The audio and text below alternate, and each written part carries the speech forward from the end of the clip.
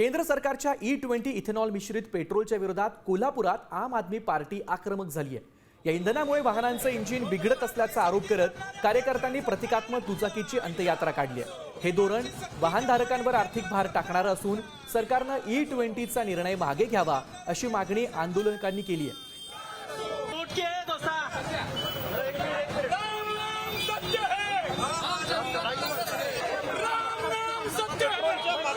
लोकांची जी लूट चालू आहे आणि खास करून या पेट्रोलमध्ये 20% इथेनॉल मिसळण्यात आलेला आहे की लोकांच्या गाड्यांचा मेंटेनन्स वाढत चाललेला आहे। तो सरकारचा असंतोषाचा उद्रेक आम्ही सरकारच्या समोर गाडीची प्रतिमात्रक अंत्ययात्रा आहे, पण ही सरकारची अंत्ययात्रा 2029ला जर हे धोरण बदललं नाही तर 100% निघेल। साम टीव्ही मी नेहमी पाहतो, त्यावर दाखवलेल्या बातम्या रिलेट करतात।